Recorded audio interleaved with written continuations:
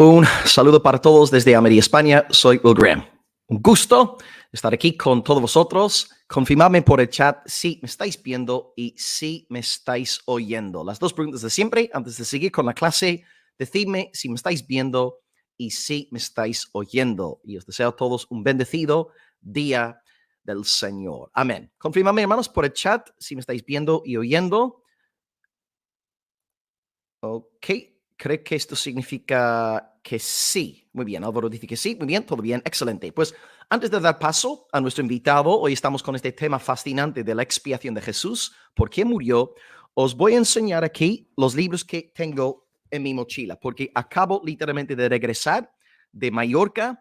Estuve predicando en el primer congreso de Heraldos de la Verdad aquí en España. Os enseñé el póster la semana pasada. Y bueno, acabé hoy en una iglesia local también predicando la palabra de Dios, la iglesia bautista reformada ahí en Palma. Y estuve con el pastor Víctor Archila los días viernes y sábado ministrando sobre el tema de la autoridad de las escrituras. Así que tengo aquí algunos libros conmigo que quiero enseñaros, que básicamente tengo que sacarlos de la mochila porque acabo de llegar a casa y saludar a los míos. Y voy a enseñaros esos libros antes de dar paso a nuestro invitado, ¿ok? Así que esperad ahí unos segundos mientras vaya aquí sacando los libros. Por cierto, aprovechad ahora para compartir el enlace con vuestros contactos para que más hermanos estén aquí presentes. Y vaya, ya tenemos a más de 50 personas conectadas a través de las tres plataformas. Así que, por favor, como siempre, compartid el enlace y voy a ir enseñándoos algunos libros que me han regalado y otros que he comprado en estos días en Mallorca. 2 segunditos.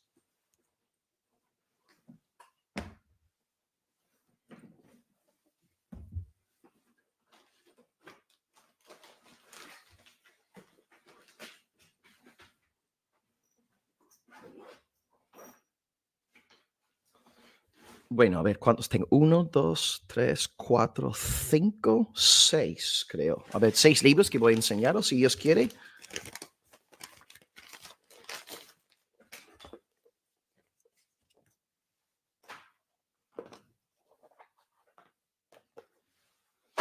Ok, aquí están. Este primer libro es un resumen en español de toda la serie de Martin Lloyd Jones sobre romanos.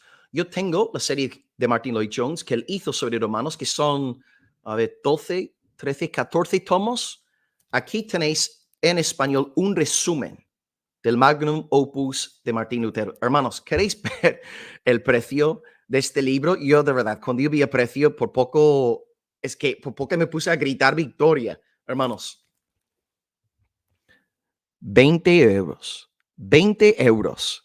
Es que no, qué barato, ¿no? O sea, 14 tomos en inglés, en un solo tomo en español, tantísimos años aquí de predicación de Lloyd Jones y todo por 20 euros. Es que, gloria a Dios. Por cierto, este libro lo encontré en un stand de Casa Editorial Peregrino, que estuvo ahí con nosotros. Y ahora, de hecho, están enviando libros a América Latina. Así que si queréis, a ver si tengo aquí su página web para que vosotros mismos entráis, www.editorialperegrino.com. Editorial Peregrino. Yo voy a poner la página aquí en la pantalla, editorial, www.editorialperegrino.com. Este libro me lo he conseguido por 20 pavos. Es un milagro, hermanos, un milagro. Lo viste, este libro es mío. Lo declaro, lo ato, aleluya. Así que lo tengo, un resumen en español. Excelente. Libro 1. Número 2, conseguí este libro, un comentario a todo el Nuevo Testamento. Es un libro que están vendiendo ahora en Heraldos de la Verdad. Y de nuevo, yo vi el precio y a ver si lo tengo. Me salió a 25 euros. Todo el Nuevo Testamento comentado. Claro, para un pastor este libro es una joya, porque sabéis que nosotros que somos exegetas, pues necesitamos buenos comentarios. Siempre uso a Matthew Henry, por ejemplo, y bueno, otros, pero Wiersbe ahora todo el Nuevo Testamento comentado en Heraldos de la Verdad lo están vendiendo por 25 euros. Una perla. No, ciertamente, a nivel doctrinal habrá discrepancias, pero, hermanos, una pasada. Bueno, otros libros que he comprado, y luego voy a enseñaros algunos que me han regalado. Me han regalado 3 y me compré 3. Pues mi esposa y yo estamos a punto de acabar nuestros estudios devocionales de J. Ceril. Empezamos hace tiempo con sus devocionales sobre Juan. Ya vamos por el tercer devocional, el tercer tomo, y estamos a punto ya de acabarlo. Entonces, para el año que viene, hemos comprado este libro. Bueno, he comprado este libro, 365 días con Juan Calvino. O sea, tenemos aquí un devocional para todos los días del año, con textos de Calvino, lecturas devocionales para alimentar tu vida espiritual a nivel individual, incluso a nivel matrimonial, a nivel familiar. Entonces, hay varios otros hermanos en esta serie. Por ejemplo, podéis comprar un libro de 365 días con Jonathan Edwards, con J. Ceril, con George Whitfield.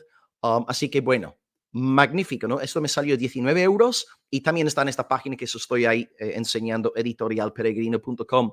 Así que mi esposa y yo a partir de 2024 estaremos haciendo nuestros devocionales en casa a partir de este libro, ¿ok? Que tiene su texto bíblico arriba del todo, ¿verdad? Su texto bíblico y luego la meditación de Calvino, su reflexión y luego una meditación para, bueno, la pareja, la familia o para, bueno, el individuo. Son 3 libros entonces que compré, ¿okay? Romanos de Lloyd Jones en español en un solo tomo, increíble.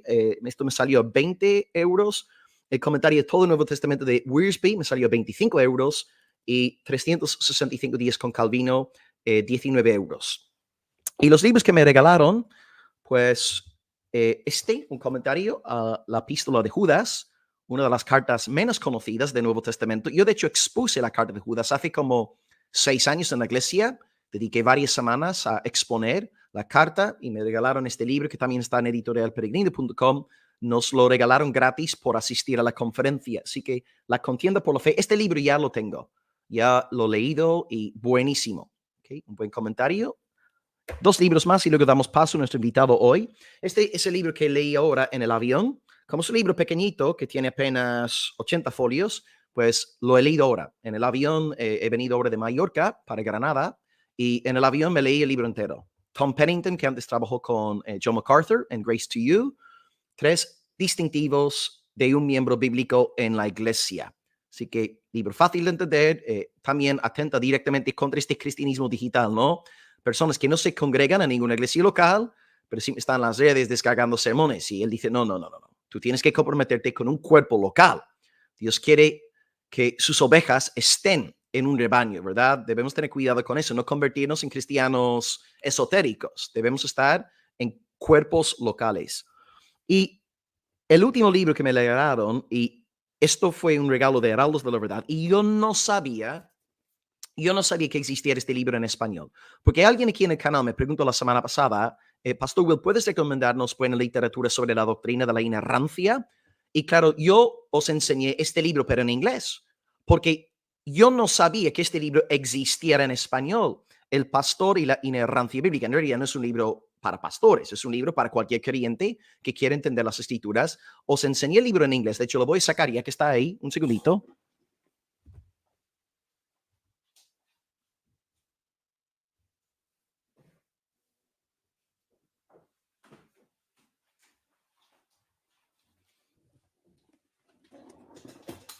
Este es el libro que os enseñé la semana pasada en cuanto a la inerrancia, The Inerrant Word, la palabra inerrante, pero en español viene traducida la obra como El pastor y la inerrancia bíblica.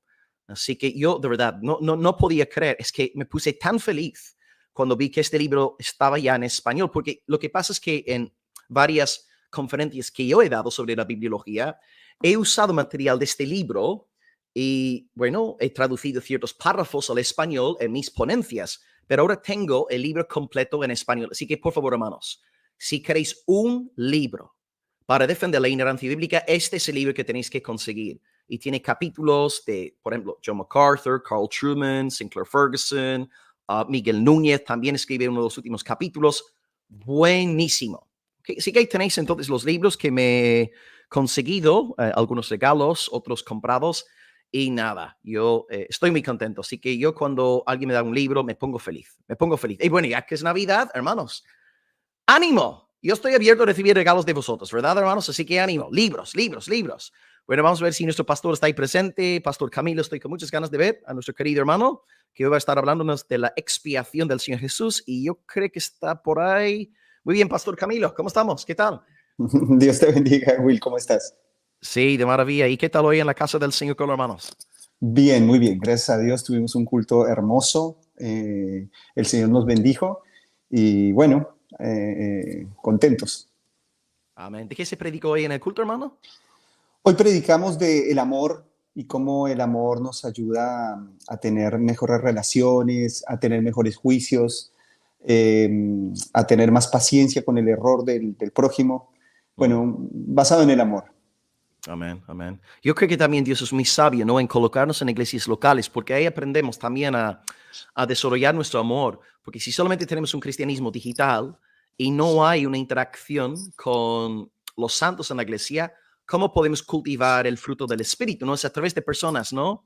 Imperfectas, no santificadas, que Dios nos va puliendo, santificando y pues gloria a Dios, hermano, por este amor que Dios nos da. Pues yo estoy muy contento de que estés también aquí con nosotros. Yo sé que hablando del amor, los hermanos aquí te aman, disfrutan mucho de tus programas, siempre recibo muchos mensajes de ellos, dándome gracias por tus aportaciones. Hoy estamos con un tema bastante controversial, pero la meta aquí no es, digamos, ganar un argumento, la idea es presentar las evidencias bíblicas. Y pastor, no sé, ¿usted está abierto también a recibir preguntas de parte de la audiencia? ¿Está de, sí o...? Sí, sí, por supuesto, por supuesto. Ok, pues entonces, hermanos, ya que estamos aquí hoy con el pastor, lo que vamos a hacer es entregar al Señor este tiempo en oración. Él, como siempre, tendrá su tiempo para exponer. Eso ya depende de cada invitado, algunos 45 minutos, otros 60. Eso depende del pastor, a ver cómo él va desarrollando su tema. Y luego, después, es posible que yo le lance alguna pregunta según su exposición y luego vosotros podréis ir dirigiendo vuestras preguntas al pastor Camilo. ¿De acuerdo? Así que también si estáis siguiendo en YouTube, hay una encuesta hoy. Yo sé que hay algunos móviles que tienen problemas con leer la encuesta, pero es por problemas técnicos, ¿no? De determinadas compañías móviles. La pregunta en la encuesta es, si estáis en YouTube, podéis votar ahora. La pregunta es, ¿Cristo murió por los elegidos o por todos? Esta es la pregunta de hoy. ¿Por quiénes murió Cristo? ¿Por todos o por los elegidos? Y el pastor pues nos irá, según las escrituras, compartiéndonos lo que dice la Biblia al respecto. Así que muy bienvenidos a todos, a los 100 hermanos aquí conectados a través de las 3 plataformas. Compartid el enlace para que entre más y vamos a orar al Señor y bueno, luego daremos paso al pastor Camilo. Así que oremos a nuestro Padre y gracias, pastor, por estar con nosotros. Amén. Amén. Bueno, oremos al Padre. Pues gloria a ti, amado Dios. Tú eres grande, tú eres poderoso. Gracias, Señor, por habernos querido salvar. Gracias por tu pacto eterno, según el cual decidiste enviar a tu Hijo en el poder del Espíritu para salvarnos a través de su muerte y su resurrección. Rogamos, amado Padre, que tú bendigas a tu pueblo con luz, con alumbramiento, por medio de este estudio de nuestro querido pastor Camilo. Gracias, Señor, porque lo estás usando, Señor, en su iglesia local, lo estás usando también en las redes, le estás dando mucho alcance y nos alegramos al ver, como en estos días, Señor, que estás levantando voceros, pastores, a predicadores de tu verdad. Ahora, Señor, sabemos que estamos con un tema muy polémico, muy controversial, y rogamos que nuestro pastor, Señor, sea capaz por tu espíritu de dirigirnos por la palabra, por las escrituras, para ver claramente las personas por las cuales tu Hijo Jesucristo derramó de su santa sangre.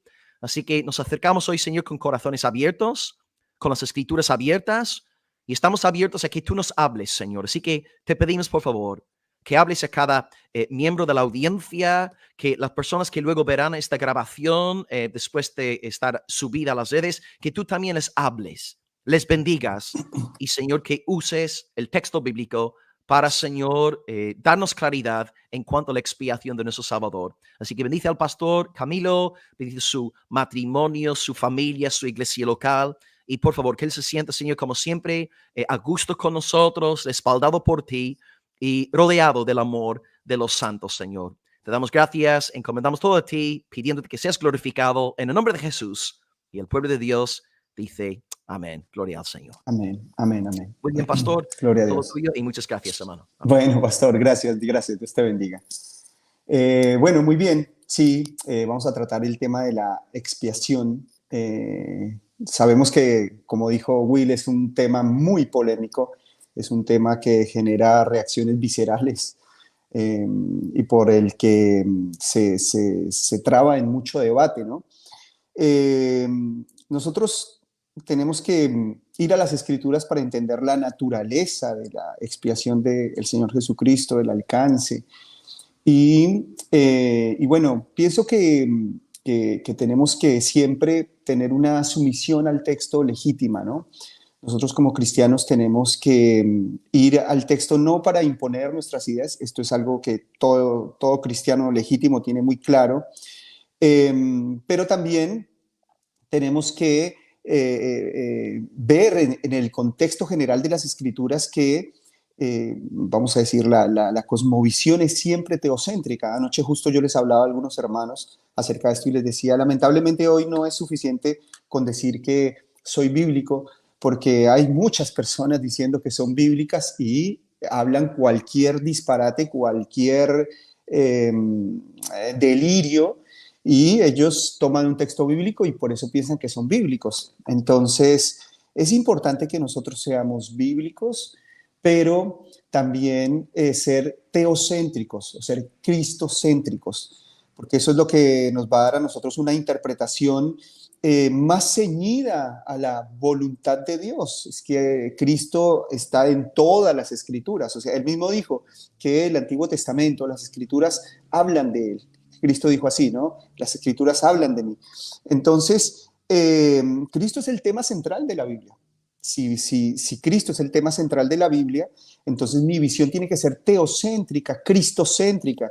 El problema es que como vemos que, vamos a decir, el plan de Dios se lleva adelante con la humanidad, entonces podemos caer en tener una visión antropocéntrica de la Biblia, tener una visión humanista de la Biblia y de una manera tal vez muy ingenua ir posicionando al hombre en el centro del mensaje bíblico, dejando a Cristo de lado, ¿no? Sacando al Cristo del centro, a Cristo y su gloria.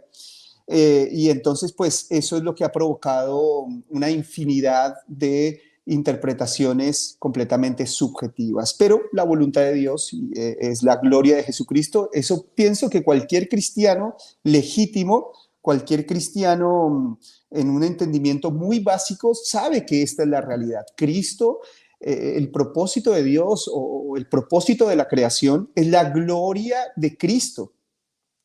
Entonces, con esa mentalidad vamos a entender la expiación. La expiación ha tenido dos interpretaciones históricas. Una es el universalismo, que es la más popular, todos lo conocemos. Cristo murió por todos los hombres, pero no murió de manera eficaz, murió potencialmente para que si alguno aceptase este beneficio, entonces se entra en la salvación, pero Cristo no murió por nadie puntualmente, él murió indiscriminadamente por, bueno, por obediencia al Padre, pero eso no tiene ningún efecto, vamos a decir, singular o particular. Esa sería la visión de la expiación universal o del universalismo. Después tenemos la expiación limitada o la expiación particular que nos dice que Cristo muere por su pueblo, que Cristo muere por sus escogidos, que Cristo muere por la iglesia y que es una expiación pues definida, es una expiación eficaz. Él eficazmente muere por su pueblo. Esto obviamente que viene detrás de toda una serie de razonamientos, encadenamiento de razones, y si se tiene una mentalidad coherente, bien encadenada bíblica, pues se va a llegar a la conclusión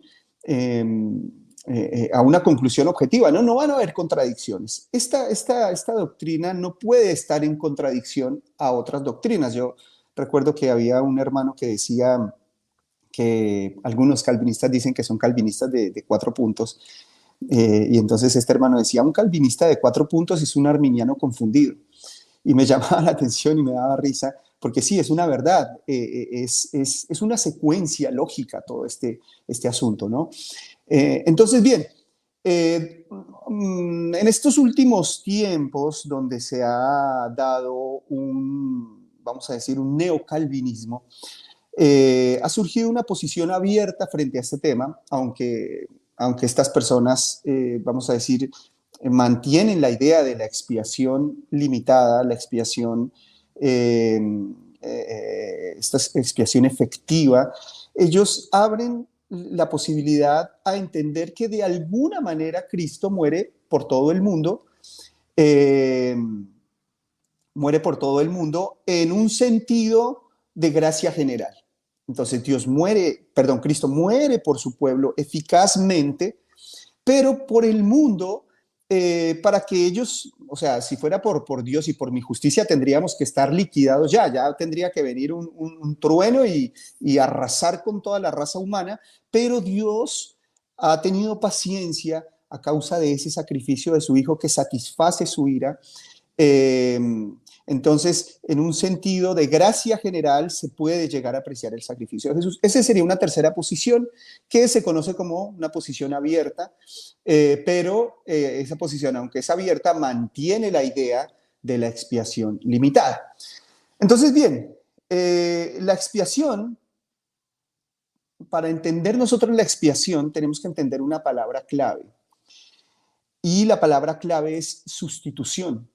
Cuando nosotros hablamos, o cuando en el Antiguo Testamento se hablaba de ese sacrificio que amortiguaba la ira de Dios y que hacía que los hombres pudieran estar en paz con Dios cuando estaba todo este sacrificio de animales, cuando estaba, todos estos ritos en el templo.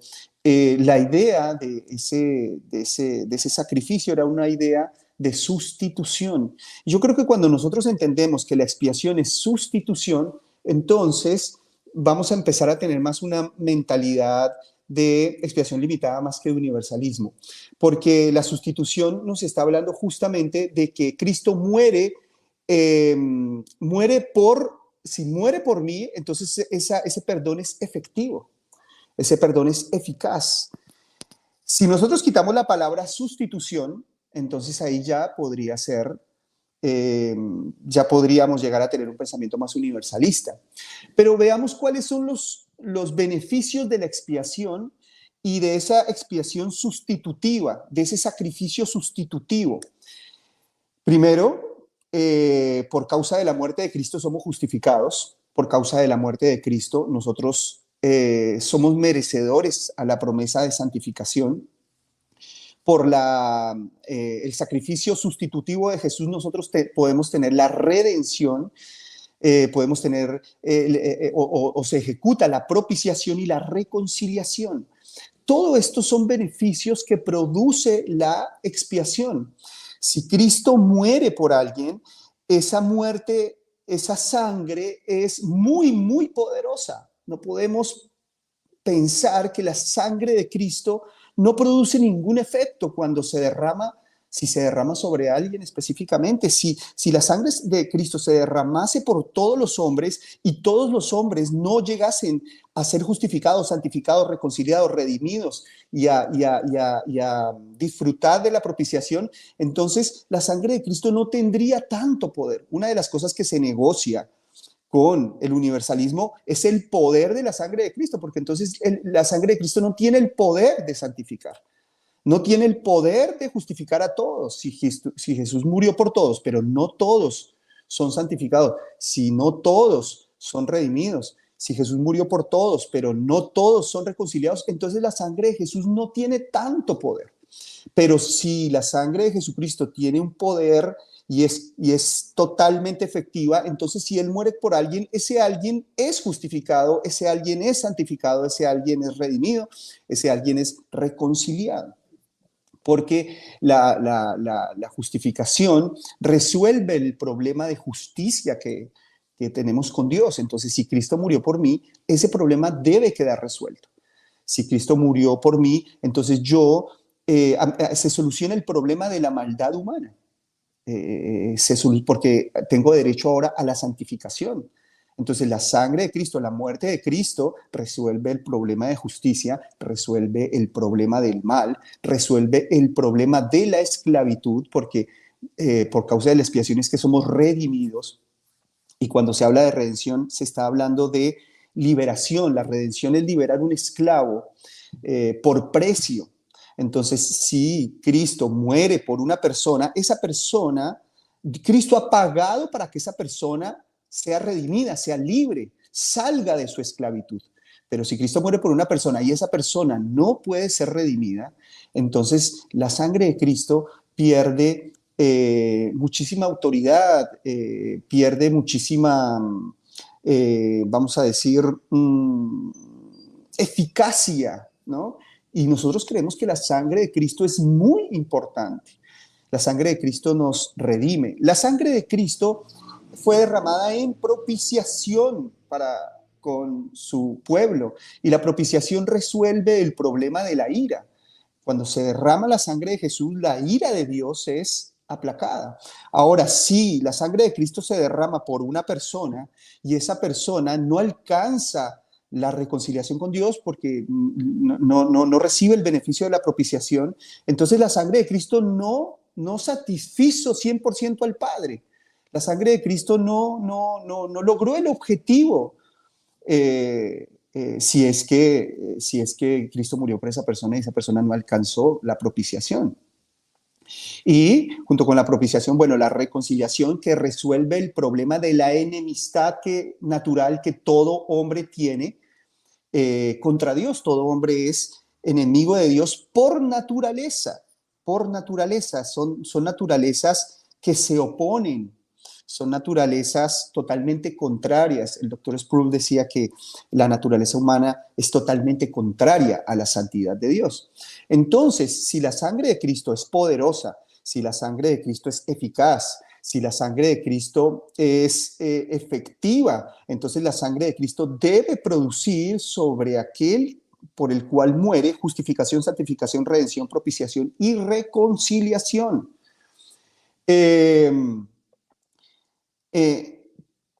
Pretender que nosotros aportamos algo a nuestra salvación, que nosotros cooperamos con algo en nuestra salvación, es desconocer profundamente quién es Dios.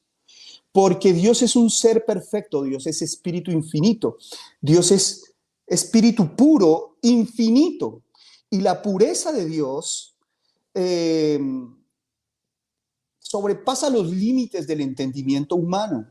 Si yo creo que desde mi humanidad puedo llegar a satisfacer un 1% esa pureza infinita, entonces esa pureza ya no es infinita y esa pureza se ha rebajado hasta niveles humanos. Yo tengo que entender que para mi estado caído, para mi humanidad, para mi naturaleza de criatura, es imposible satisfacer al espíritu puro e infinito de Dios. No puedo aportar absolutamente nada. Pretender aportar algo es rebajar a Dios. La Biblia es muy clara en todo ese análisis.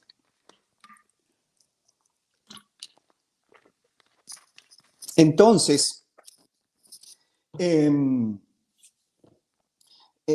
pienso que pensar que podemos aportar algo simplemente es un desconocimiento, una ignorancia muy profunda. Es mantener el entendimiento en tinieblas, en profunda oscuridad. Si yo pienso que mi humanidad puede satisfacer en algo a Dios. Nosotros confiamos plenamente en la sangre de Jesucristo. La sangre de Jesucristo es la única esperanza que tenemos para satisfacer a Dios. La sangre de Jesucristo es la única esperanza que nosotros tenemos de ser reconciliados con Dios. Ahora, si esa sangre es derramada por alguien, pero ese alguien no alcanza esa reconciliación, entonces la sangre de Cristo, como dije, tampoco habría logrado la satisfacción plena de Dios. Entonces, son cuestiones lógicas. Sé que la gran objeción de la expiación limitada es Juan 3:16, donde se nos dice que de tal manera amó Dios al mundo que envió a su Hijo unigénito para que todo aquel que en él crea no se pierda, mas tenga vida eterna. Sin embargo, ese texto no nos está hablando de una salvación en términos numéricos o en términos cuantitativos, sino en términos étnicos, ¿no? Cuando dice Juan que Dios de tal manera amó Dios al mundo, está hablando de que la salvación salía de las fronteras de Israel. Recordemos, si nosotros leemos la Biblia con una mentalidad occidental y moderna, pues claramente vamos a entender otra cosa. Es necesario que nosotros en una interpretación saludable de las escrituras nos introduzcamos en el contexto cultural en el que fue escrita, ¿no? Que nos metamos en el contexto, bueno, no solamente en el contexto gramatical, sino en el contexto histórico. Y nosotros de alguna manera pensemos como un hombre del primer siglo, como un judío del primer siglo. Y metiéndonos en ese papel, metiéndonos en esa cosmovisión, vamos a entender por qué Juan habla aquí o utiliza aquí la palabra mundo. Para los judíos, eh, la inclusión de un gentil al pueblo de Dios era algo totalmente abominable. Nosotros hemos leído el texto donde Pedro llega a la casa de Cornelio y Pedro le dice a Cornelio, ustedes saben cuán abominable es para un varón judío entrar en la casa de un gentil, pero yo estoy aquí porque Dios me dio la orden, pero ustedes saben, para nuestra cultura, lo que significa un gentil, entrar en la casa de un gentil es abominación, es abominable. Entonces los judíos no les entraba en la cabeza que un gentil fuera parte de las promesas hechas a Abraham, fuera parte de las promesas hechas a los patriarcas, que recibiera las bendiciones de las promesas del reino davídico. No había ninguna posibilidad. Eh, para los judíos y para esa mentalidad, pues nosotros o el resto de naciones, los gentiles, son infieles, los infieles, como nos suelen nombrar los musulmanes hoy en día, ¿no? Para la mentalidad musulmana, recordemos, porque es importante como contextualizarlo con los musulmanes actuales, porque obviamente que las facciones más radicales, eh, porque recordemos que pues tanto cristianos, judíos como musulmanes son religiones abrámicas. Entonces, ¿cómo nos puede llegar a ver un musulmán un extremista, ¿no? Un extremista de esta religión? Nos va a ver como los infieles. Ellos ven Occidente como el demonio. Para nosotros, para ellos somos el demonio. O sea, si nos pudieran quemar a todos, nos queman. Bueno, con todo este tema que ha suscitado ahora con Israel, se trata de negociar quizá con grupos extremistas como Hamas o el Hezbollah, bueno, todos estos grupos extremistas, ellos trata de negociarse para que Israel y Palestina lleguen a un acuerdo de convivencia mutua y ellos radicalmente dicen, nosotros no queremos negociar con Israel, nosotros queremos que Israel desaparezca, eso es lo que nosotros queremos. Nosotros no queremos convivir juntos, ni llegar a acuerdos de paz, ni nada, nosotros no queremos eso, ellos son los infieles, ellos son malditos, ellos son los abominables, entonces nosotros no queremos hacer un acuerdo con el demonio, nosotros queremos que exterminar al demonio. Así nos ven ellos a Occidente, los musulmanes de esas facciones extremistas y súper radicales. Esa es la mentalidad. Y esa era la mentalidad de un judío del primer siglo.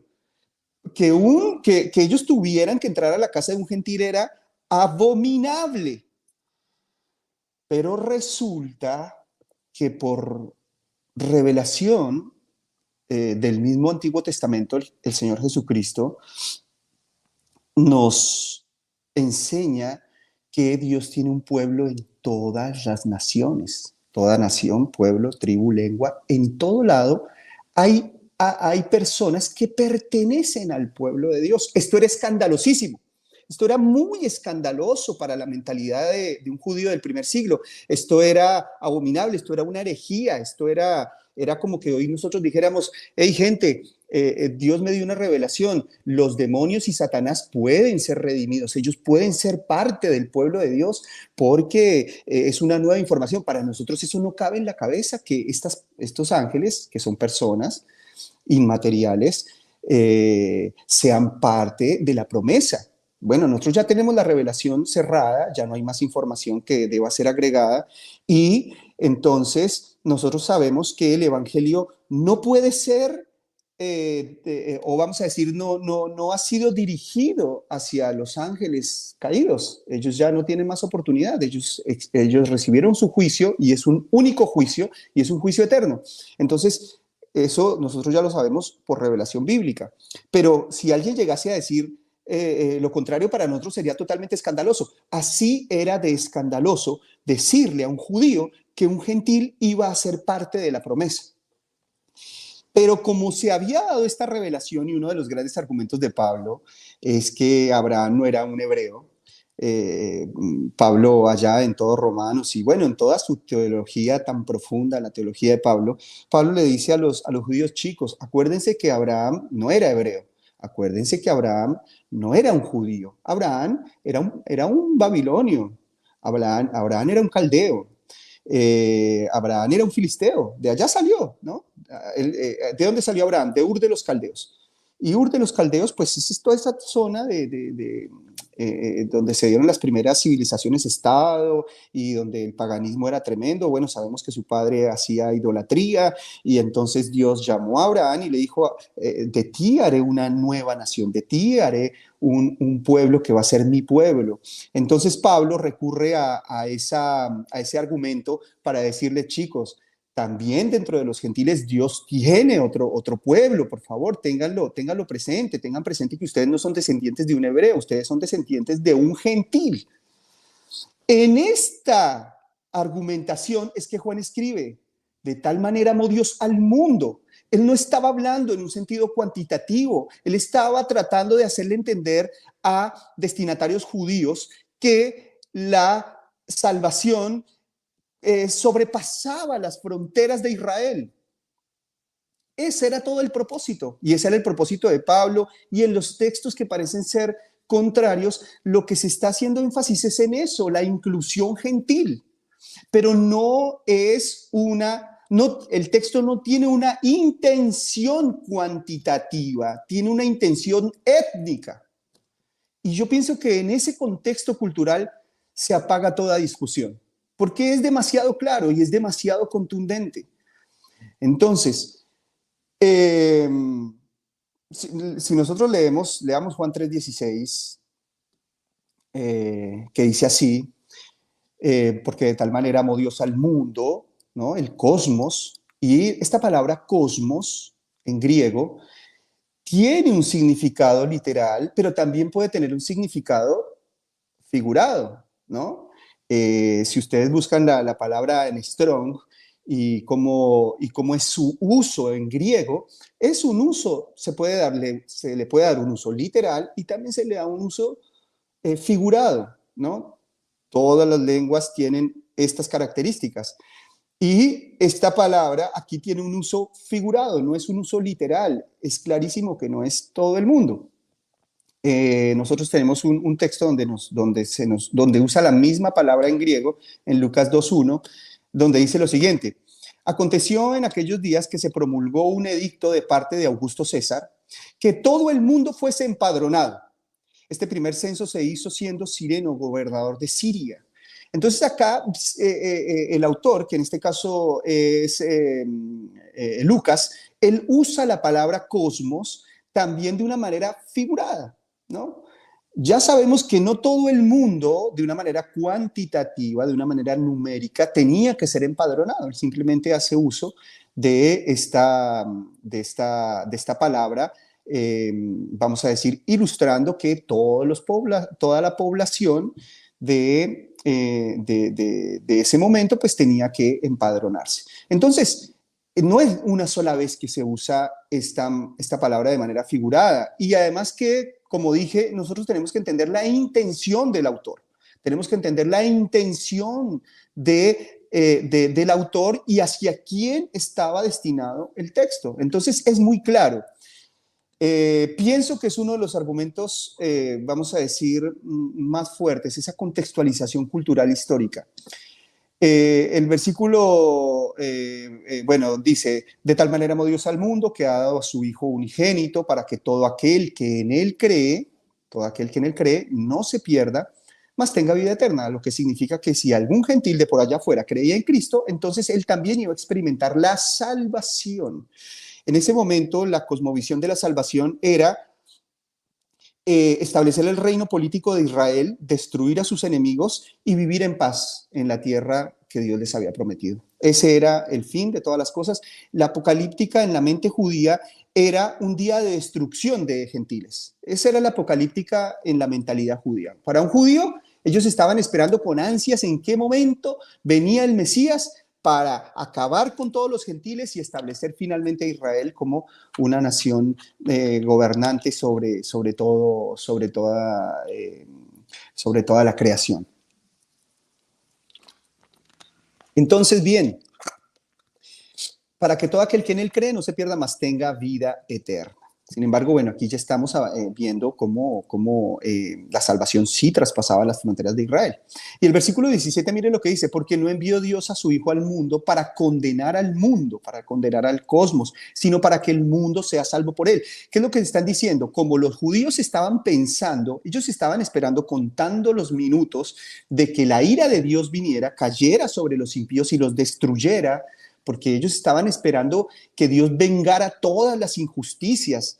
El fin de ellos era eso, la aniquilación de los abominables, la aniquilación del mundo entero, la aniquilación de los infieles. Ellos estaban esperando allí, contando los minutos, cuando Dios va a vengarnos. Entonces, desde en Génesis ya se nos dice que el mundo, la creación, todas las personas que hacen parte de la historia de la humanidad, fueron expulsadas del Edén, y por causa de que fueron expulsadas del Edén están en condenación, están perdidos. No es que se van a perder, ya están perdidos, ya están condenados. Ese es un concepto que se tiene que quitar de la mentalidad de las teologías modernas. El ser humano no es un ser que tiene una posibilidad de llegar a condenación. Ya todo el mundo nace en perdición. Entonces, cuando Juan dice, porque no envió Dios a su Hijo al mundo para condenar al mundo, sino para que el mundo sea salvo por él, ellos estaban diciendo, no va a enviar Dios al Mesías para acabar con todo el mundo. Va a enviar al Mesías para que a través de él haya salvación. Esa era la mentalidad, esa era la idea, ese era el propósito, ese era el contexto. Ellos estaban esperando aniquilación total, y entonces Juan dice, no, chicos, Dios va a enviar ese Mesías que ustedes están esperando, pero no para acabar con todo el mundo. Él va a venir a salvar. Él va a venir a redimir, ¿no? Porque la idea era justamente eso, y que de hecho nosotros esperamos también esa misma promesa en la plenitud de los tiempos. Nosotros esperamos que Él venga con vara de hierro, juzgue todas las naciones y acabe con los malos, y que nosotros ya entremos en una justicia y en una sociedad perdurable. Eso también nosotros lo esperamos. O sea, no es que el Señor Jesús ya no va a cumplir eso, Él lo va a cumplir, pero en la plenitud. Entonces, por eso tienen que hacer un fuerte énfasis en que esa venida, este cumplimiento mesiánico, tenía un carácter salvífico en la primera venida. No era una venida, vamos a decir, de juicio pleno, ¿no? El plan de Dios se desarrolla en 3 etapas y esas 3 etapas son promesas, cumplimientos y plenitud. El periodo de las promesas fue el Antiguo Testamento. Ahí fue donde se le hicieron las promesas a Abraham, las promesas a Moisés, las promesas a David, las promesas a Israel. Por eso habían profetas, porque el papel de los profetas está muy relacionado con las promesas, y dentro de esas promesas había un pueblo, había un juicio con todos los malos, y había como el día de venganza de Dios. Entonces, hoy no hay profetas, porque estamos en un periodo de cumplimiento. Cuando vino el Señor Jesucristo, Él dijo, el tiempo se ha cumplido, el reino de los cielos se ha acercado. Entonces, los judíos estaban haciendo cuentas, según las semanas 70, según la profecía de las 70 semanas de Daniel, ellos haciendo cuentas decían, estamos muy cercanos, tiene que venir ya el Mesías, se tiene que dar ya el juicio, tiene que caer ya fuego del cielo y acabar con toda esta gente, estamos muy cerca del juicio de Dios, estamos muy cerca de experimentar el derramamiento de la ira de Dios. Y ellos esperando eso, como les dije, contando los minutos, viene Jesucristo hablando acerca de salvación. Entonces ellos, ¿cómo así? Pues estamos esperando es juicio, ¿cómo va a venir? Porque ellos se creían, obviamente, justos, buenos. Y resulta que pues Israel también necesitaba ser redimido por la sangre de ese cordero, esa sangre expiatoria perfecta. Entonces, por eso es que Juan hace todo este énfasis en él, en este mensaje. Chicos, el Señor ha venido a salvar. Ellos estaban desesperados por el juicio. Y entonces toma mucho sentido estas palabras de Juan entendiendo eso, ¿no? Dice, porque de tal manera amó Dios al mundo, de tal manera amó Dios a su creación más allá de las fronteras de Israel, que ha dado a su Hijo unigénito, para que todo aquel que en él cree no se pierda, mas tenga vida eterna. Porque no envió Dios a su Hijo al mundo a condenar al mundo, como ustedes están esperando, como dicen las profecías efectivamente, pero en este momento no, sino para que el mundo sea salvo por él. Entonces, el Señor Jesucristo vino a traer un cumplimiento de la expiatorio en su primera venida. Se acaba el tiempo de las promesas. Hoy ya no estamos en tiempos de promesas, ya todas las promesas fueron establecidas, son gloriosas y son suficientes. Ya no estamos en tiempos de promesas, estamos en tiempos de cumplimientos de esas promesas. Jesús dio Jesús disparó ese tiempo de promesas. Él mismo dijo en la cruz, consumado es. Ya no estamos en tiempos de profetas, ya no estamos en tiempos de promesas, estamos en tiempos de cumplimientos. Y no, a mí me da risa porque mucha gente viene hoy en día y dice, no, Dios me prometió, qué sé yo, una casa, un auto, Dios me prometió un príncipe azul, una princesa rosada, a mí Dios me prometió que me iba a dar un buen trabajo. Dios no hace esas promesas teológicas. Las personas confunden que es una promesa teológica con la providencia de Dios. Mi hermano, déjame decirte que Dios no te prometió eso. En la providencia de Dios seguramente se va a dar porque Dios es bueno, pero eso no son promesas teológicas. O sea, no podemos decir Dios me prometió y pretender usar versículos bíblicos del Antiguo Testamento para respaldar promesas subjetivas. Entonces, estamos en ese periodo de cumplimientos donde pues vemos el avance del Evangelio dentro del mundo gentil y bueno, todas estas cosas. Y finalmente vendrá la etapa de la plenitud, donde ya se consumarán todas las cosas, donde ya experimentaremos una liberación absoluta de la maldad, una liberación absoluta, la glorificación de la creación y de nosotros como personas. Entonces, estamos en esos tiempos de cumplimiento y como eran tiempos de cumplimiento para Israel, ellos tenían que hacer énfasis en la salvación más que en el juicio, ¿no? Y dice el versículo 18, bueno, el que en él cree no es condenado, pero el que no cree ya ha sido condenado. Entonces aquí se refuerza la idea de que no hay nadie que va a ser perdido, sino que ya todo el mundo está perdido. Por eso se necesitaba que él viniera a salvar. Pero el que no cree ya ha sido condenado porque no ha creído en el nombre del unigénito Hijo de Dios. Y esta es la condenación, que la luz vino al mundo y los hombres amaron más las tinieblas que la luz porque sus obras eran malas. Porque todo aquel que hace lo malo aborrece la luz y no viene a la luz para que sus obras no sean reprendidas. Mas el que practica la verdad viene a la luz para que sea manifiesto que sus obras son hechas en Dios. Entonces, este es el contexto de Juan 3:16. Y en ese contexto nosotros entendemos muy bien una redención particular, una expiación limitada, ¿no? Sería como, esto fue una gran sorpresa para Israel, ¿no? Porque sería como que esté un padre a punto de morir, yo siempre pongo este ejemplo, sería como un padre que está a punto de morir y tiene una gran herencia. Y entonces vienen sus hijos, él tiene 2 hijos, pongamos. Tiene 2 hijos y entonces, bueno, el padre finalmente fallece y entonces, bueno, llega el momento de la sucesión y la repartición de la herencia y estos 2 hijos piensan que van a recibir cada uno la mitad de la herencia de su padre, pero su mamá les da un anuncio y le dice, miren, de tal manera amó Dios a sus hijos, que toda esta herencia que él dejó, que trabajó por toda esta herencia, para que ustedes pudieran tener un buen futuro. Dice, pero su padre no solamente los tiene a ustedes, sino que su padre tiene 20 hijos más adoptados y que él los adoptó legalmente y son sus hijos y él los amó. Entonces, de tal manera amó Dios a su familia que que dejó esta gran herencia. Y entonces ellos decían, sí, pero es que la familia somos nosotros. No, no, no, no, la familia traspasa los límites de esta casa y miren, estos 20 hijos más, ellos también son hijos. ¿Cómo puede ser esto? Entonces la idea de Juan 3:16 es esto, es mostrar que la herencia traspasaba las fronteras de Israel. Así que bueno,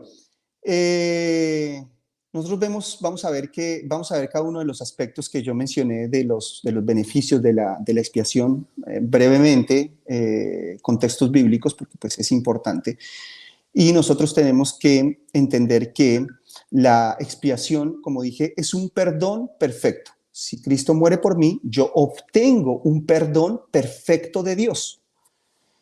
Si Cristo no muere por mí, pues entonces obviamente no he entrado en ese perdón. Pero bueno, antes quisiera leer qué dice la Biblia, por quiénes murió Cristo.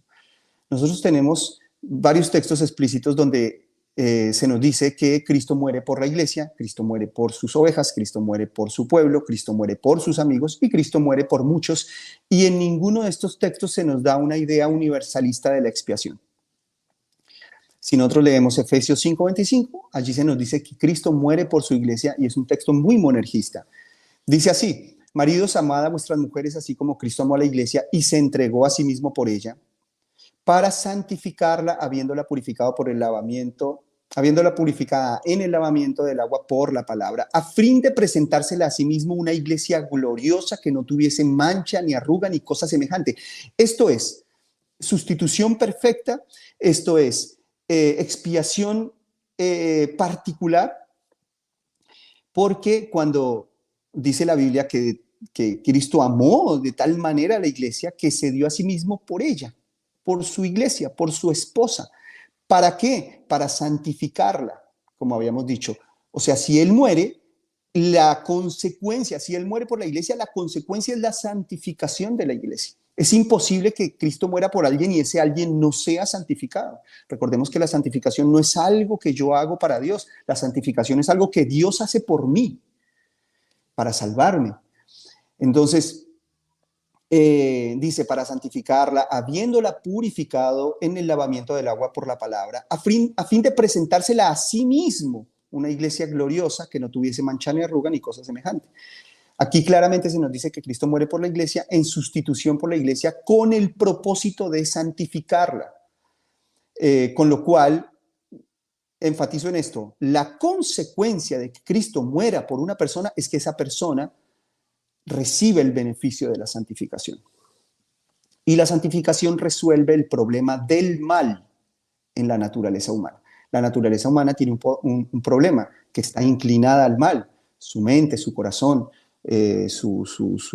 toda su naturaleza está inclinada al mal espontáneo. Entonces es un problema insuperable por el ser humano. Pero si Cristo muere por mí, ese problema es resuelto y yo tengo acceso ahora a la herencia. Y la herencia es la santificación, la herencia es la naturaleza de Dios, nos lo dice, más adelante lo vamos a leer, nos lo dice el apóstol Pedro, dice que todas las cosas que pertenecen a la vida y a la piedad nos han sido dadas por su divino poder para que participemos de su naturaleza, ¿no? Entonces yo tengo una herencia, mi padre, una herencia material, si mi padre, bueno, obtuvo ganancias y tuvo propiedades, yo tengo una herencia material, pero también tengo una herencia natural, una herencia genética. Yo tengo la naturaleza de mi padre, ¿no? Que de hecho en términos de ADN vemos incluso como nuestra conducta, muchos aspectos de nuestra conducta son heredados de nuestros padres. porque mi Padre, que es mi Padre, me dio su herencia. Si Cristo muere por mí y me adopta como un hijo de Dios, y ahora yo paso a la calidad de hijo de Dios, entonces yo ahora recibo su herencia, pero Dios no me dejó una casa, Dios me está dando su naturaleza, lo que dice Pedro, con lo cual Él comparte su naturaleza conmigo y esa naturaleza me limpia, limpia mi naturaleza. Esta es la herencia y este es el propósito de la expiación. Entonces, bien,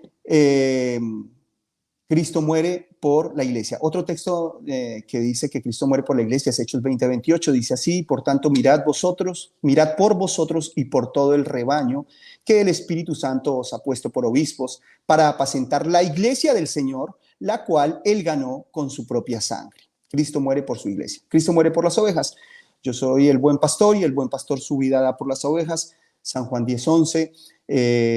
San Juan 10:14 dice: yo soy el buen pastor y conozco mis ovejas y las mías me conocen, así como el Padre me conoce y yo conozco al Padre y pongo mi vida por las ovejas.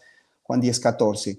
Cristo muere por la iglesia y Cristo muere por ovejas. No dice que muere por cabritos. se muestra una expiación particular. Cristo muere por su pueblo. Mateo 1:21 dice que Dios, bueno, la promesa que iba a dar un hijo a María, que ella daría a luz un hijo y llamaría su nombre Jesús, porque Él salvará a su pueblo de sus pecados. Fíjense que aquí en este punto Mateo sí particulariza la venida del Señor y el ministerio de Jesús hacia su pueblo, ¿no? Perfectamente Mateo hubiera podido escribir: porque Él salvará al mundo de sus pecados, ¿no? Pero Él habla acerca de su pueblo particular. Entonces vimos que Jesús muere por la iglesia, muere por las ovejas, muere por un pueblo, por su pueblo puntualmente. Muere por sus amigos, Juan 15:13. Fíjense que aquí esto debe estar en armonía, o sea, no vemos una dualidad en Juan. El mismo que escribió el capítulo 3, versículo 16, es el mismo que escribe el capítulo 15, versículo 13, que dice: nadie tiene mayor amor que este, que uno ponga su vida por sus amigos. Entonces, con este texto entendemos que Jesús murió por sus amigos. Y Marcos 10:45 nos dice que Jesús muere por muchos. Y dice así: porque el Hijo del Hombre no vino para ser servido, sino para servir y para dar su vida en rescate por muchos. Entonces, en estos textos rápidamente vimos cómo la Biblia nos deja la idea de que Jesús muere de una manera particular, por un grupo particular, que son la iglesia, son las ovejas, es un pueblo, son sus amigos, y son muchos. Sé que hay algunos textos con los que se usan para hacer objeciones a esta doctrina, que también los quiero leer, y es el famoso 2 de Pedro 3:9, que dice lo siguiente: el Señor no retarda su promesa, según algunos la tienen por tardanza, sino que es paciente para con nosotros, no queriendo que ninguno perezca, sino que todos procedan al arrepentimiento. Entonces, cuando aquí habla todos, pareciera así ser una afirmación cuantitativa. Dios no quiere que ninguno perezca, sino que todos procedan al arrepentimiento. Pero ¿en qué contexto está escrito esta declaración? Está en el contexto donde Pedro se dirige a los escogidos. Si nosotros leemos ese mismo libro en el capítulo 1 y en el versículo 1, nos dice: Simón Pedro, siervo y apóstol de Jesucristo, a los que habéis alcanzado por la justicia de nuestro Dios y Salvador Jesucristo una fe igualmente preciosa que la nuestra. Gracia y paz os sean multiplicadas. Entonces Pedro dice: ¿a quién dirige su carta? A los que habían alcanzado por la justicia de Dios y Jesucristo una fe preciosa. Pedro se está dirigiendo a los escogidos. Y dentro de ese contexto, él hablándole a ese público, Él dice, no se preocupen, porque claro, en este contexto ellos estaban esperando la venida del Señor, ellos estaban esperando la manifestación del reino, y entonces se entraron a decir, no, está tardando mucho, me parece que no viene, me parece que estas promesas son mentiras, que esto no es tan real, pero ¿cómo pudo ser? Ya partió hace tantos días, tantos incluso meses, años, no sé, y nada que llega, nada que llega. Entonces Pedro escribe esta carta diciéndoles tranquilos, el Señor no retarda su promesa como algunos la tienen por tardanza, sino que Él es paciente para que todos nosotros, Él es paciente para con nosotros, eh, no queriendo que ninguno de nosotros perezca, sino que todos nosotros procedamos al arrepentimiento. Entonces, claramente es un texto donde se habla acerca de los escogidos y pues Dios quiere que todos los escogidos procedan al arrepentimiento.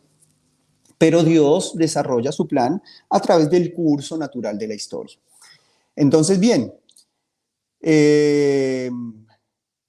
vamos a ver entonces los beneficios de la expiación. ¿Cómo estamos de tiempo? Me parece que ya estamos ahí, ¿no? Eh, Hemos dicho que la expiación, la palabra clave de la expiación es la sustitución. Eh, y voy a leer un texto de expiación que nos representa un perdón perfecto. Y dice así, voy a leer Hebreos 2:14. Así que, por cuanto los hijos participaron de carne y sangre, él también, o sea, Jesús, participó de lo mismo para destruir por medio de la muerte, por medio de su muerte, al que tenía el imperio de la muerte. Esto es definitivo, esto es concluyente. Dice que la muerte de Jesucristo destruye la muerte, con lo cual si Cristo muere por mí, entonces su muerte destruye mi muerte. Pero si Cristo muere por mí y su muerte no destruye mi muerte, entonces su sacrificio es totalmente ineficaz. Pero si Cristo muere por mí y mi muerte muere, entonces su sacrificio y su sangre es poderosa y efectiva. 100% efectiva. No sé ustedes qué pensarán, ¿la sangre de Jesucristo tiene poder o no? Hay un libro muy lindo, ¿no?, que habla acerca de esto, seguramente todos lo conocen. Muchos reformados conocen el libro de John Owen que se llama La muerte de la muerte por la muerte de Jesucristo, basado en este texto. La muerte de Jesús, la muerte de la muerte, el exterminio de la muerte por la muerte de Jesús. Si Jesús muere por mí, mi muerte quedó derrotada. ¿Cómo es posible que Jesús muera por mí y mi muerte siga victoriosa? No puede ser. Vuelvo y leo. Así que por cuanto los hijos participaron de carne y sangre, él también participó de lo mismo para destruir por medio de la muerte al que tenía el imperio de la muerte, esto es al diablo, y librar a todos los que por el temor a la muerte estaban durante toda la vida sujetos a servidumbre. Y vamos a leer el 17, por lo cual debía ser en todo semejante a sus hermanos para venir a ser misericordioso y fiel sumo sacerdote en lo que a Dios se refiere, para expiar los pecados de su pueblo, para expiar los pecados de la humanidad, no, para expiar los pecados de su pueblo. Bien, entonces aquí en estos textos vemos sustitución y vemos efectividad en estos textos de expiación. Sustitución y efectividad. Si es sustitución es particular, no puede ser universal, porque no todo el mundo va a ser salvo. Otro texto de sustitución, Gálatas 3:13. Cristo nos redimió de la maldición de la ley, hecho por nosotros maldición, porque está escrito, maldito todo aquel que es colgado de un madero. O sea, Jesús fue colgado en el madero y él se hizo maldito para quitar la maldición. Si Jesús se hace maldito por uno que sigue maldito, entonces, mis hermanos, ahí yo creo que la teología, no sé, como dicen en Colombia, apague la luz y vámonos, porque aquí ya no hay nada más que decir. Sí, esto debemos entenderlo de esa manera. O sea, Jesús se hace maldito y mi maldición permanece simplemente porque yo tengo que aportar algo a mi salvación, y ese algo que yo aporto a mi salvación es una decisión, es fuerza de voluntad, como si la fuerza de voluntad sirviera para algo. Ya hemos comprobado que la fuerza de voluntad no sirve para nada. Yo he estado haciendo una dieta porque, bueno, estuve con unos problemas en el páncreas, entonces tuve que hacer una dieta muy estricta. Y bueno, ya estoy bien, pero quise seguir con esa dieta y uno de los requerimientos que me dieron los médicos era hacer que el páncreas trabajara poco y que no produjera insulina, entonces yo debo consumir poca azúcar, ¿no? Ya estoy bien, gracias a Dios, perfectamente, y traté de ser muy estricto y en eliminar absolutamente el consumo de azúcar. No he podido, hermano. Es muy difícil, la fuerza de voluntad es muy débil frente a la naturaleza. Es muy débil, no he podido, he querido eliminarla del todo, pero no he podido. Y yo los desafío a ustedes, dejen el azúcar por un año, por 3 meses, dejen el azúcar a ver si pueden. La fuerza de voluntad es insuficiente para los requerimientos de Dios. Si con fuerza de voluntad no puedo dejar el azúcar, imagínense cómo voy a dejar el pecado. Imagínense cómo voy a contrarrestar la naturaleza pecaminosa de todo ser humano. Todo el que tiene una naturaleza es esclavo de su naturaleza. No hay libre albedrío, porque si tienes una naturaleza, eres esclavo de tu naturaleza. Y tu voluntad está sometida a tu naturaleza. Tu voluntad está sometida a tu esencia. Entonces, bien, Isaías 53 dice un gran maestro de un seminario reformado en Colombia.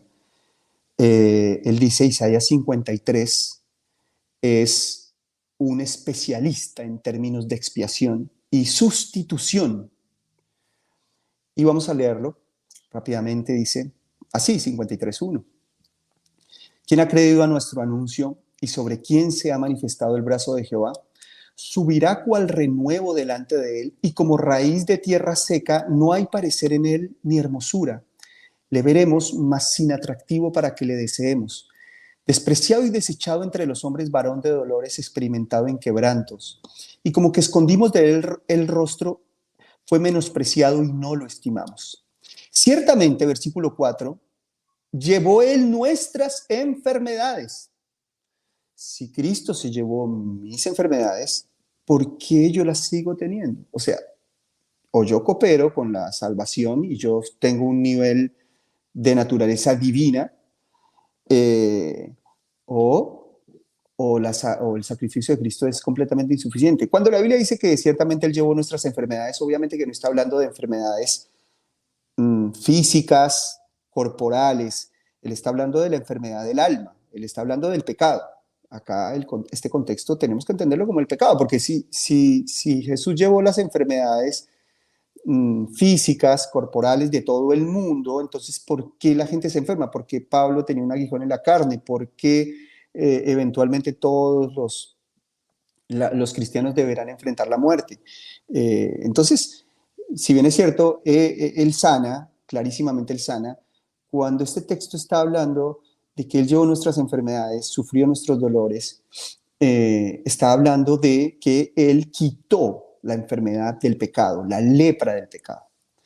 Y dice, y nosotros le tuvimos por azotado, por herido de Dios y abatido, mas el herido fue por nuestras rebeliones. ¿Qué leen acá? Sustitución, ¿verdad? Mas el herido fue por nuestras rebeliones. Y cuando habla nuestras, está haciendo un énfasis particular. Molido por nuestros pecados, sustitución. El castigo de nuestra paz fue sobre él, sustitución. Y por su llaga fuimos nosotros curados. Sustitución efectiva. No hay con qué darle, hermano, no hay con qué darle. Es concluyente, la Biblia es concluyente desde todo punto de vista. Todos nosotros nos descarriamos como ovejas, cada cual se apartó por su camino, mas Jehová cargó en él el pecado de todos nosotros. Dios cargó el pecado de nosotros en él. Y si el problema del pecado no se resolvió, entonces se nos desbarata toda la teología, se nos desbarata toda la fe. Angustiado él y afligido no abrió su boca. Como cordero fue llevado al matadero y como oveja delante de sus trasquiladores. Enmudeció y no abrió su boca. Por cárcel y por juicio fue quitado, y su generación, ¿quién la contará? Su generación es muy grande, es incontable, pero es limitada. Porque fue cortado de la tierra de los vivientes, y por la rebelión de mi pueblo fue herido. Volvemos a ver sustitución, expiación sustitutiva. Por la rebelión de mi pueblo fue herido. Y se dispuso con los impíos su sepultura, mas con los ricos fue en su muerte, aunque nunca hizo maldad, ni hubo engaño en su boca. Con todo, Jehová quiso quebrantarlo, sujetándole a padecimiento. Cuando haya puesto su vida en expiación por el pecado, verá linaje. Cuando él vea el fruto de su aflicción, quedará satisfecho.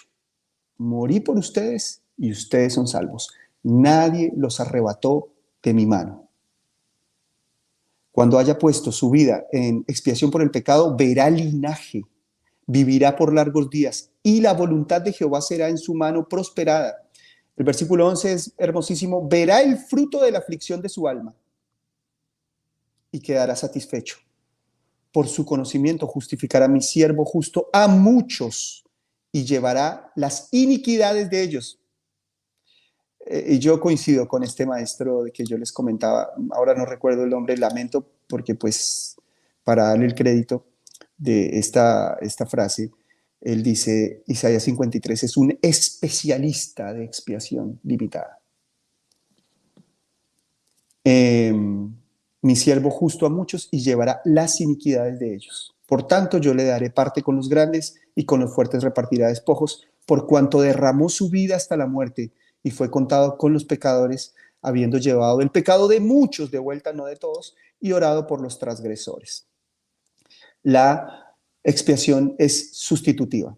La expiación resuelve el problema de la propiciación. La propiciación es el problema de la ira, ¿no? Cuando se derrama la sangre de Cristo, la ira de Dios queda satisfecha.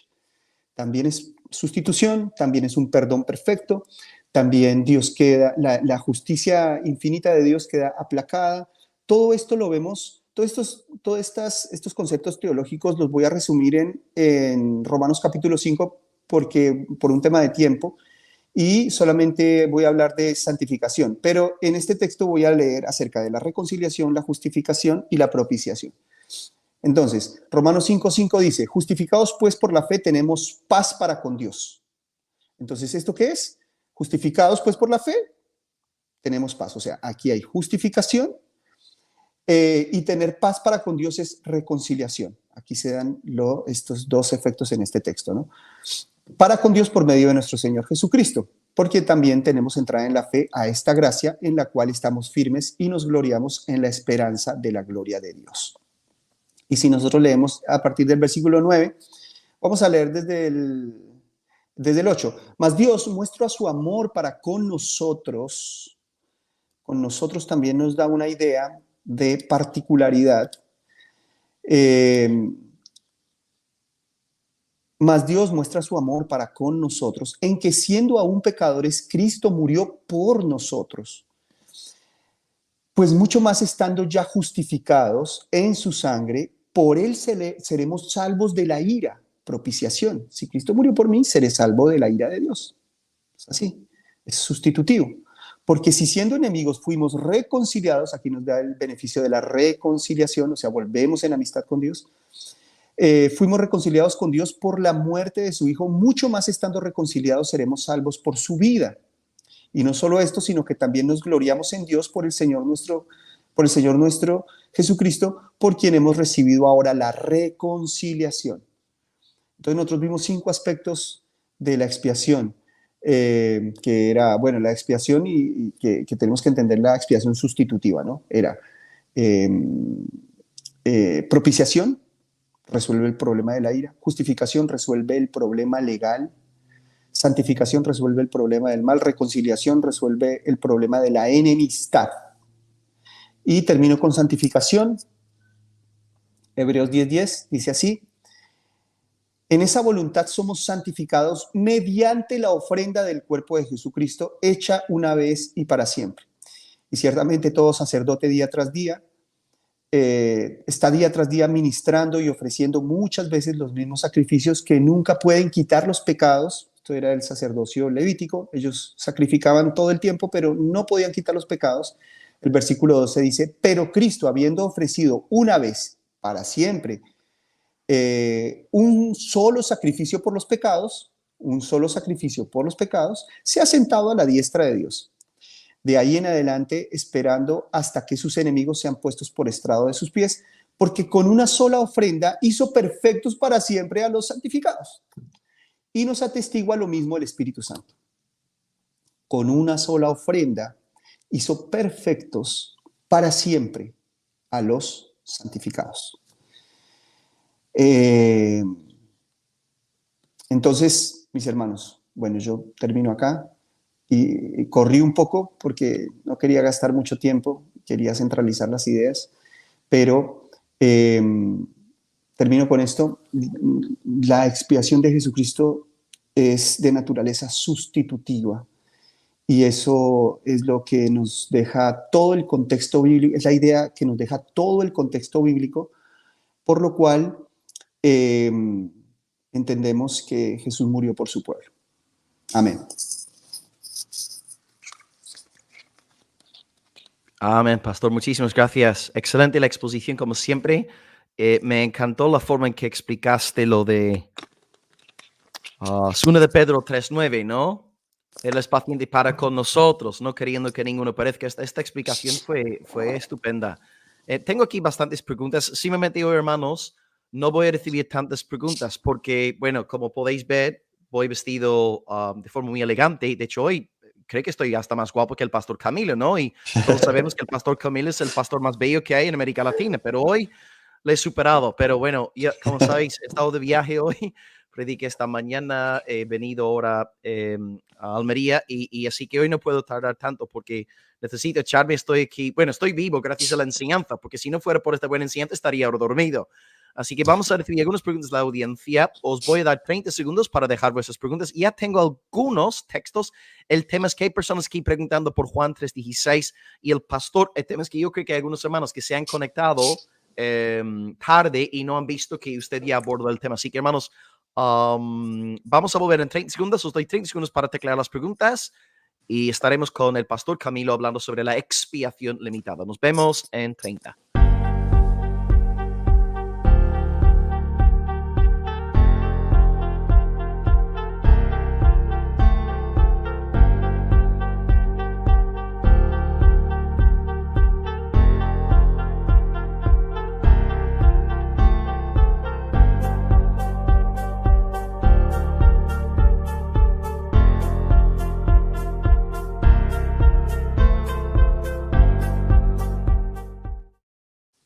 Un saludo para todos desde Almería, España. Soy Will Graham. Acabamos de disfrutar de una hora de enseñanza con nuestro querido pastor Camilo.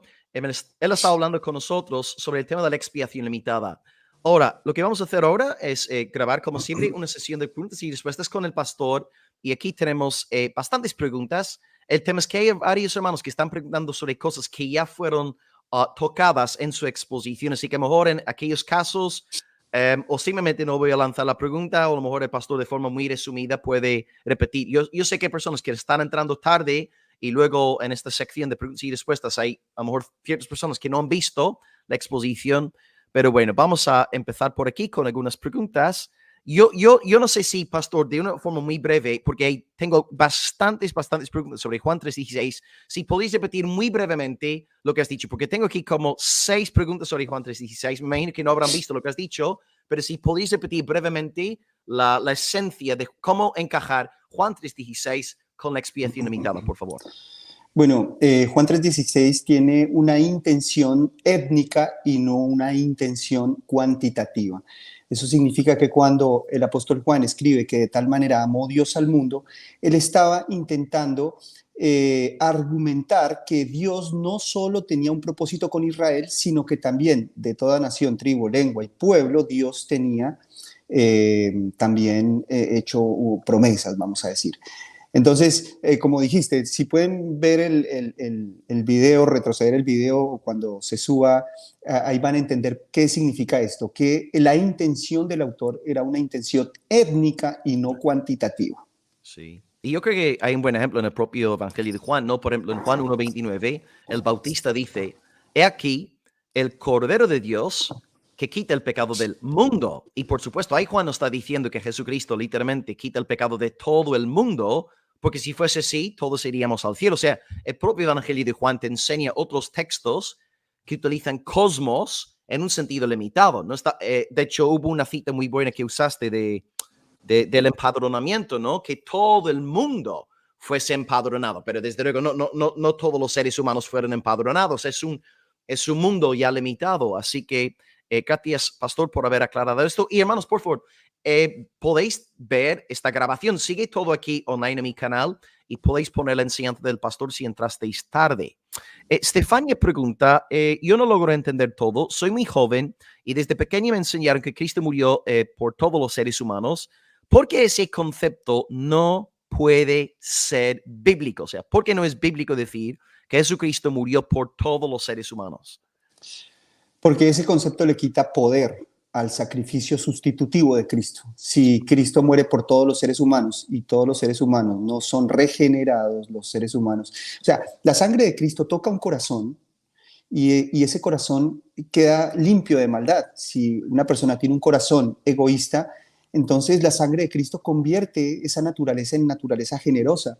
Si una persona tiene un corazón de naturaleza soberbia y la sangre de Cristo, una gota de la sangre de Cristo toca ese corazón, entonces ese corazón empieza a tener una naturaleza humilde. Entonces la sangre de Cristo tiene mucho poder para desvanecer la maldad. Si Cristo muere, si Cristo muere por toda la humanidad, entonces esa muerte tendría que producir una liberación de la maldad de toda la humanidad y claramente pues eso no pasa. Amén. Gracias, pastor, y gracias, Estefania, por la pregunta. Entendemos la lucha, pero de nuevo, no debemos someter nuestra mente a sola escritura, ¿no? Y lo que el pastor ha presentado ha sido, bueno, la palabra de Dios, y debemos aceptar en fe y en confianza la palabra de nuestro Padre. Amén. Gracias, Estefania, por la pregunta. Bueno, algunos hermanos también están preguntando por 1 Timoteo, capítulo 2, del 1 al 6. Tengo a Guillermo preguntando por este texto, Matías, Ronald. Así que la pregunta sería, de nuevo, ten la libertad si prefiere no contestar la pregunta, pero preguntan, Pastor Camilo, una pregunta. ¿Cómo se puede responder ante la objeción de 1 Timoteo 2, 1 al 6? Él ha puesto ahí 1 al 4, pero otros están preguntando del 1 al 6, que Dios quiere que todos los hombres sean salvos. ¿Qué hacemos entonces con aquel texto? Si Cristo solamente muere por un pueblo escogido, ¿cómo puede Pablo decirnos que Dios quiere que todos sean salvos? Que, no sé, ¿tiene algo que decir a ello? Y Pablo tiene la misma mentalidad étnica. Ahí está él haciendo énfasis en el sacrificio étnico de Jesucristo, que traspasaba las fronteras. Cuando él habla de todos los hombres y que Dios quiere que todos los hombres sean salvos, él estaba con la mentalidad y él quería hacer un énfasis en que la salvación no era solo para Israel. La mentalidad de Pablo es clarísima en este aspecto y a lo largo de todas las escrituras.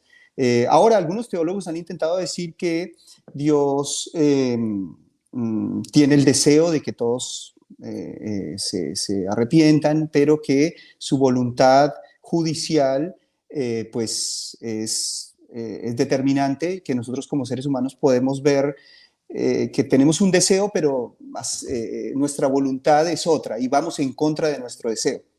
Yo en esa explicación pues veo coherencia porque nosotros somos seres humanos y en muchas ocasiones, no sé, yo deseo comer azúcar, pero mi voluntad dice no porque te hace mal, entonces mi voluntad prevalece sobre mi deseo.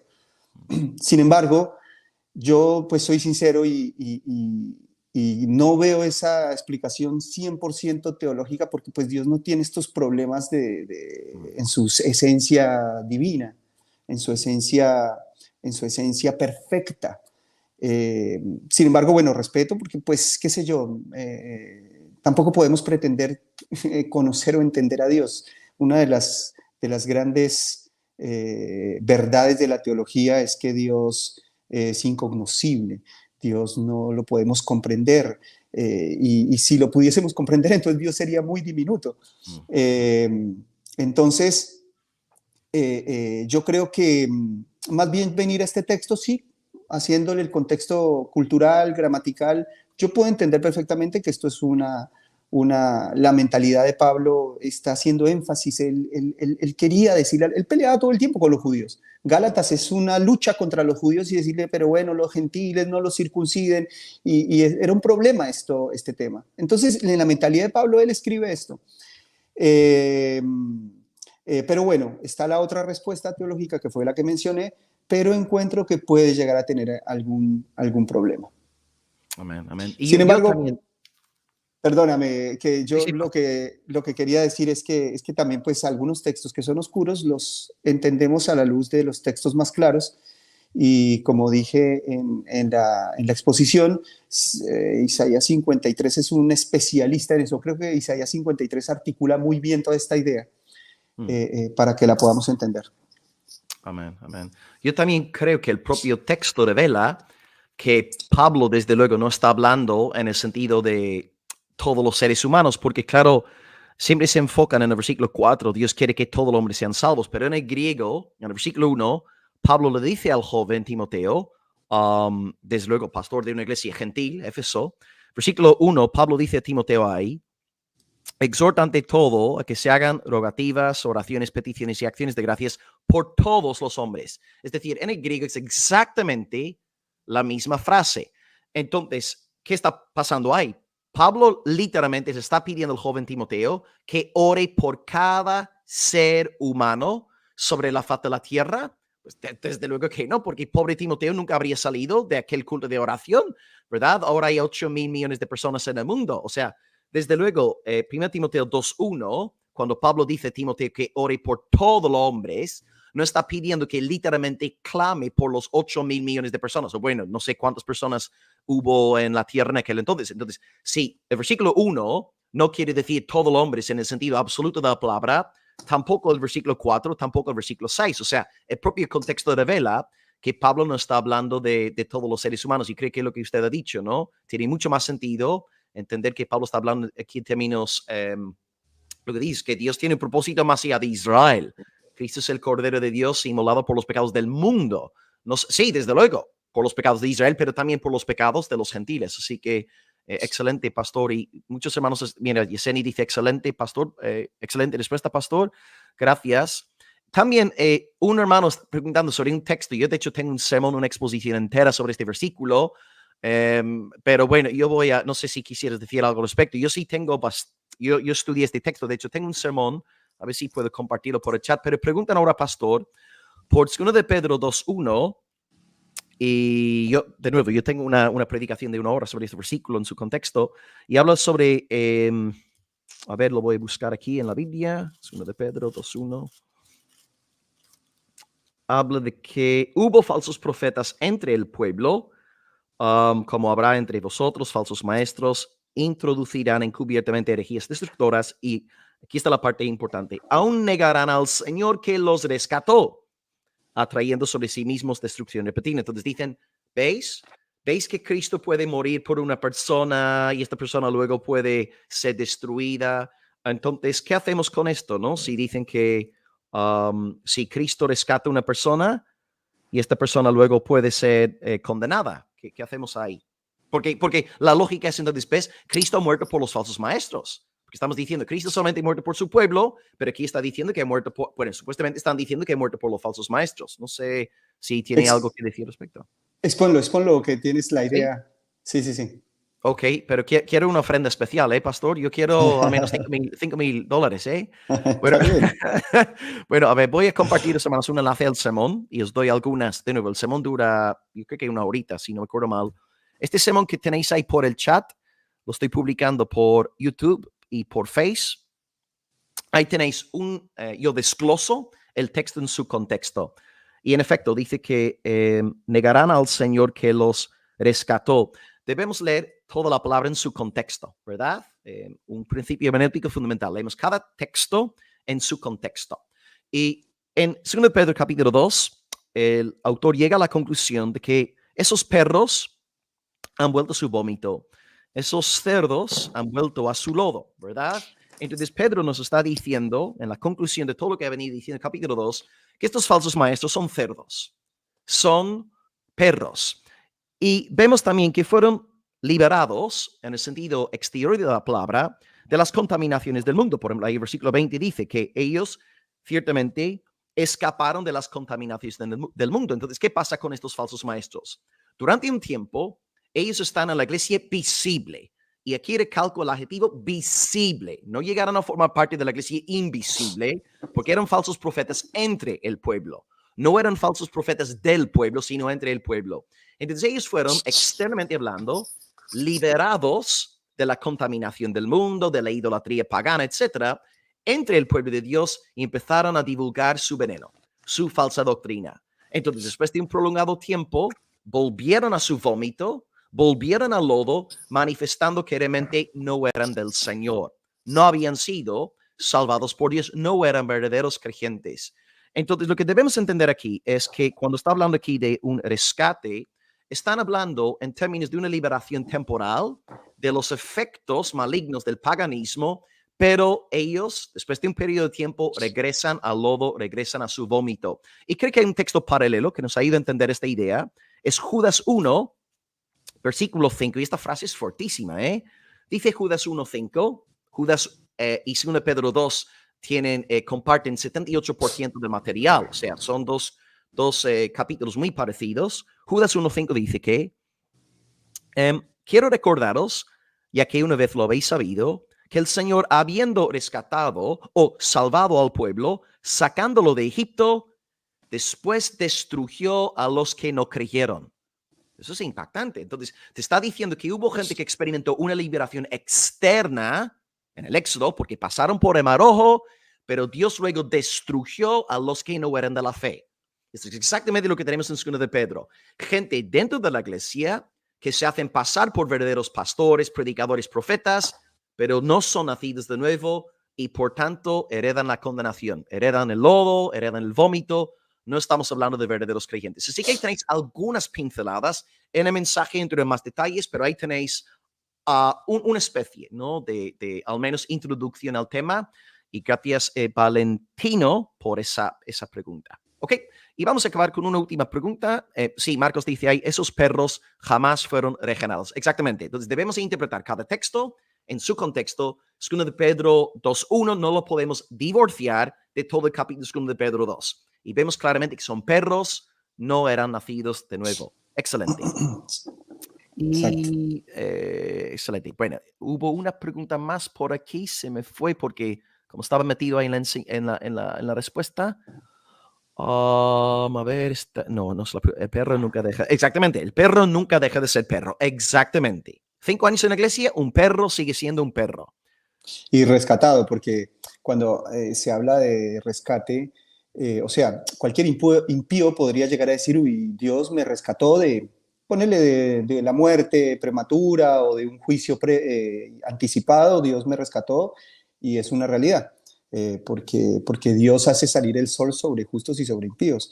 Y, por ejemplo, una de las características de Occidente es que ha sido rescatada del paganismo. O sea, hoy Occidente es cristiana y lamentablemente pues hoy se están apartando nuestras culturas de la tradición cristiana y todo está de mover progresista, por ejemplo, se están apartando de ese rescate que el cristianismo trajo a nuestra civilización.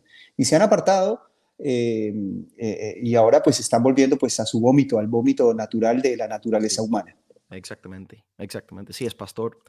Y la última pregunta, y gracias por todas las preguntas, pero de nuevo, hermanos, os comento que podéis estar hoy hasta las 9:30, porque yo tengo que descansar algo. Si queréis luego preguntarle a Pastor Camilo, podéis encontrarlo en Facebook, en TikTok. El Señor le está dando ahí mucha influencia para la gloria de Dios. Y Aaron pregunta para acabar, ¿Dios tiene la obligación de salvarnos?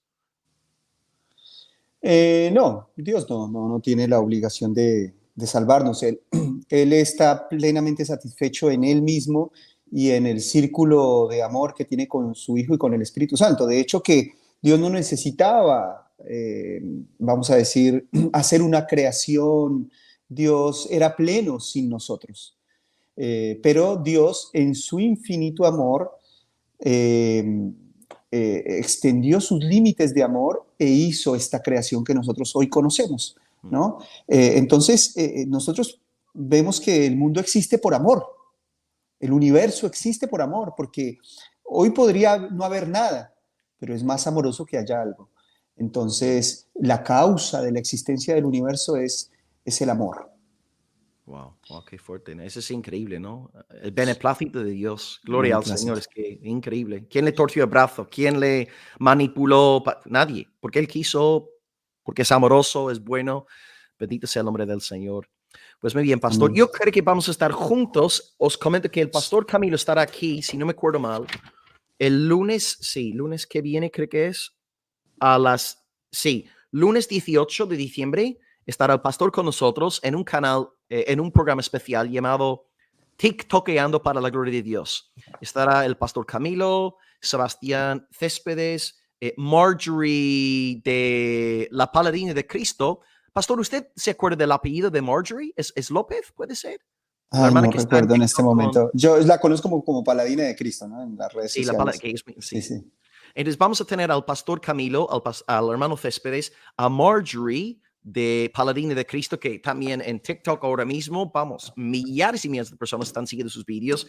Y también es posible que una cuarta persona en TikTok esté con nosotros para hablar sobre cómo están utilizando las redes para la gloria de Dios. Y de hecho, así conocí al pastor Camilo, fue a través del TikTok, ¿no? Y Dios los vídeos se están reproduciendo de una forma impresionante y gloria al Señor, porque a veces la gente dice, no, los cristianos debemos alejarnos de las redes, son la marca de la bestia, pero luego cuando nos encontramos con hermanos que están usando las redes para fomentar sana doctrina, y luego nos enteramos de buenos testimonios, gente encontrando buenas iglesias, incluso gente convirtiéndose, debemos gozarnos en esto. Así que el día 18, es decir, el lunes que viene estará el pastor con nosotros, mañana aquí, lunes 11 a las 8, estarán 6 hermanos con nosotros que trabajan con jóvenes y que son jóvenes y están hablando de cómo ser un joven para la gloria de Dios. Así que si queréis, mañana a las 8 estaremos en vivo con 6 hermanos. Y el día martes, que es el día de la Virgen de Guadalupe en México, tendremos un pastor evangélico que era guadalupano.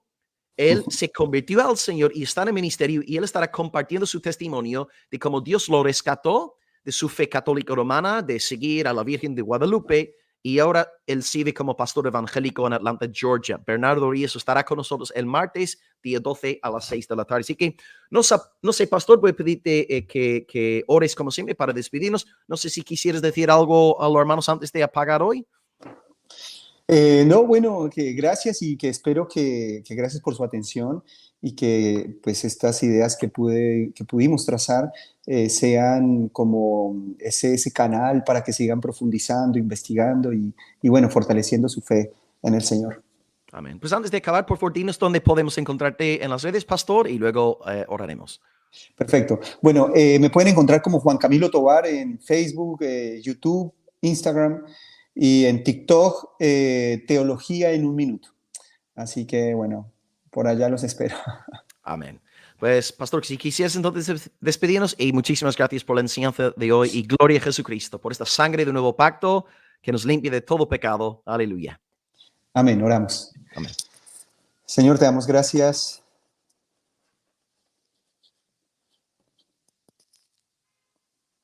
Perdón, tuve aquí una interrupción. Ahí está. Señor, te damos gracias en esta tarde, Padre. Queremos pedirte que nos estés ayudando, que tu palabra se frague en nuestros corazones y que tu palabra produzca fruto, Señor. Que tu palabra transforme, vivifique, Señor, llene nuestras vidas, Padre. Te pedimos que no caiga en saco roto y que nos lleves a toda verdad en el nombre de Jesucristo y por la gracia de Dios. Amén.